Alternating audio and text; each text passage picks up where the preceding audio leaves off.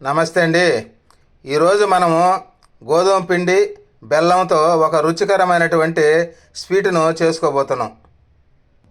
గోధుమ పిండితో హల్వా చేసుకోవాలంటే ముందుగా 1 కప్పు గోధుమ పిండి, 1 కప్పు బెల్లము, డ్రై ఫ్రూట్స్ ఇవి తీసి పెట్టుకుంటే మనం త్వరగా హల్వా చేసుకోవచ్చు.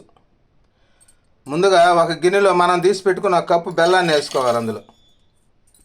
ఇందులో కొంచెం వాటర్ వేసి ఈ బెల్లాన్ని కరిగించుకోవాలి. బెల్లాన్ని ఈ విధంగా కరిగించుకుంటే సరిపోద్ది, పాకం కాకుండా. చూడండి, బెల్లాన్ని కరిగించుకున్నాము. దీన్ని తీసి పక్కన పెట్టుకోవాలి. ఇప్పుడు ముందుగా ఒక పాన్ పెట్టుకొని అందులో 1 స్పూన్ నెయ్యిని వేసుకోవాలి. మనం తీసి పెట్టుకున్న డ్రై ఫ్రూట్స్ని అందులో వేసి దోరగా వేయించుకోవాలి.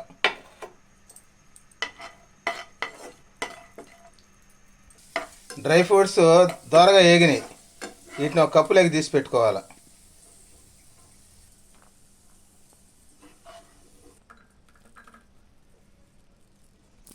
అదే పాన్లో ఇంకొక స్పూన్ నెయ్యి వేసుకోవాలి. మనం తీసి పెట్టుకున్న 1 కప్పు గోధుమ పిండిని అందులో వేసి దోరగా వేయించుకోవాలి.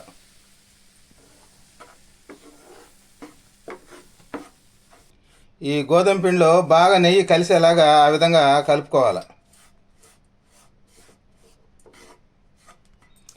ఈ గోధుమ పిండిని నేతిలో ఎక్కువసేపు ఫ్రై చేసుకోవాలి. చూడండి, ఆ విధంగా కలుపుకుంటూ ఎక్కువసేపు ఉంచాలి.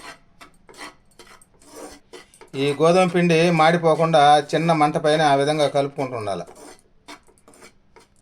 చూడండి, గోధుమ పిండి బాగా దోరగా వేగింది. మనం వేయించుకున్న గోధుమ పిండిలో కరిగించుకున్న బెల్లాన్ని అందులో వేసుకొని కలుపుకోవాలి. ఈ గోధుమ పిండి, ఈ కరిగించుకున్న బెల్లం అన్నీ బాగా కలిసేటట్టుగా ఆ విధంగా కలుపుకోవాలి. చిన్న మంట పైన కలుపుకోవాలి. చూడండి, గోధుమ పిండి బెల్లాన్ని ఈ విధంగా బాగా కలుపుకోవాలి. ఇందులో కొద్దిగా యాలకుల పొడిని వేసి కలుపుకోవాలి. మంచి వాసన ఇస్తుంది, ఆరోగ్యకరమైనటువంటిది. మనం ముందుగా వేయించి పెట్టుకున్న డ్రై ఫ్రూట్స్ని కూడా అందులో వేసి కలుపుకోవాలి.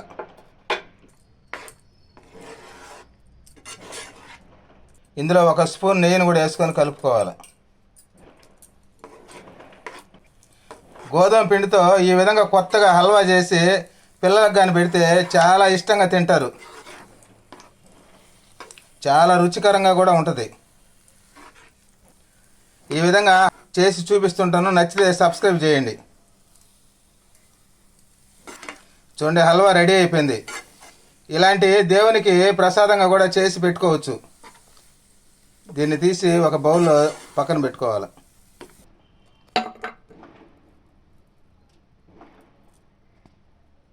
చూడండి, గోధుమ పిండి హల్వా రెడీ అయిపోయింది.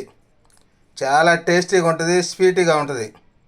ప్రతి ఒక్కరు ఈ విధంగా స్వీట్ హల్వా చేసుకొని పిల్లలకు పెట్టి మీరు తిని ఆరోగ్యంగా ఉంటారని కోరుకుంటున్నాను. నమస్తే.